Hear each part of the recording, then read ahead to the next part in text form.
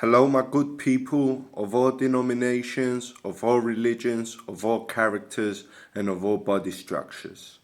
Today I'm going to keep my unscripted and I'm going to say some things about God that are really profound, and maybe you stumbled on them already. That means you're on the right path. And I'm just going to keep doing my unscripted because I want to speak of my heart. You know, have we fixed the world's problems? Have we fixed our problems? What do we need to do to fix our problems?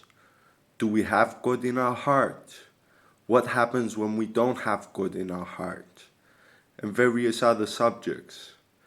And there's all these things going through my mind, and I don't know what thing to say to you first.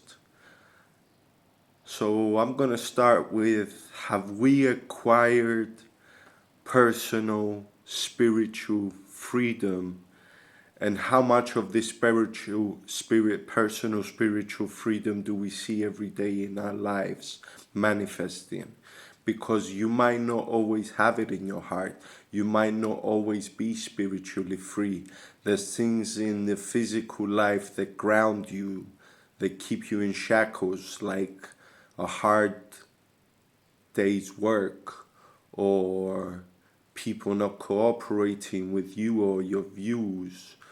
And that's where we need to show tolerance in order for our spiritual freedom to be, when you don't care, you just don't care. You just keep going through the day not caring. And you go home tired but happy. But yeah, I feel like I keep mentioning the name Jesus, Jesus, Jesus too much, and I get too boring with people that, they just want to hear the essence of Jesus. It's not a bad thing to quote Jesus all the time. Me personally, I get all my knowledge from Jesus. And yeah, he's the one that gave us the freedom after all. Galatians 5. Jesus said that Jesus freed us so we can be free. Remain therefore in your freedom and avoid the wickedness of slavery. So yes, slavery is a sin, and a hard day's work though is something blessed. As the Old Testament says, God put us in heaven. When God made Adam and Eve, He established them in the Garden of Eden so they can cultivate it and nurture it. So we were always meant to be active and do something. Even birds have to build their own nests. Even monkeys have to climb the trees and get their fruits and protect themselves. Let's thank God we have a roof over our head. Some people have beds, some people don't, some people... Oh, let's thank God for the telephone or the PC that we're holding right now. And let's not be too greedy. Let's not forget to give some money to charity, because there's a lot of suffering people. And let's keep our heart in towards good and unification. So unification is the key to the world's solutions. It's not that I'm a firm believer of unification and all that stuff. Is that I know that unification of the world is the key to success. Right now we have a limited perception of things. God said in the end, but when is the end? When is the end? Wars will happen, this will happen, some things already happened, this and that, but the end may be in another 10,000 years from now. You don't know. Jesus said He doesn't know when the end will come, but when the end will come, it will be disastrous. But there's another thing, the mark of Prophet Jonah. See, Jonah went to Nineveh because God instructed him. Jonah, I made a prophecy that I'm gonna destroy Nineveh.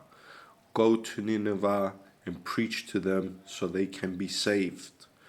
So Jonah started walking, But he didn't start walking towards Nineveh. He started walking the other way. That's how it's written in the Old Testament. He started walking the other way.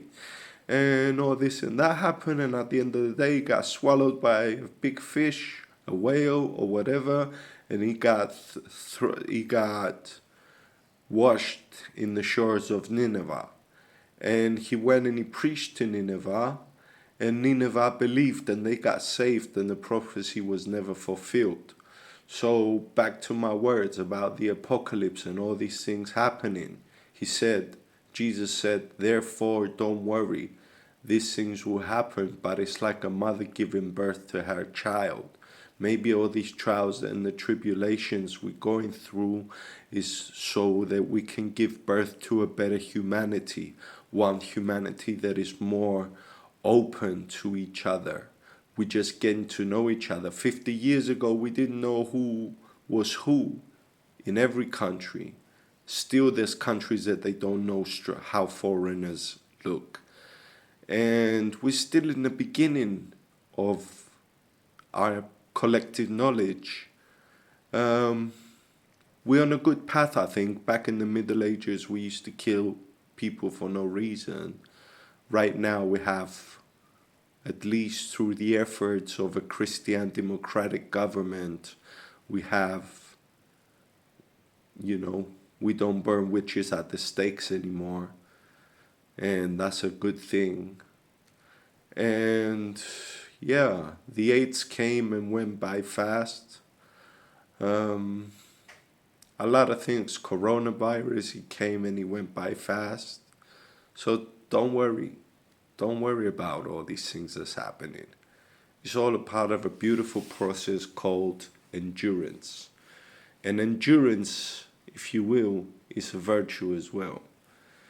And Jesus said, stay awake, spiritually awake, and pray. Let me continue where I was going with endurance. Because stay awake, endure, and pray.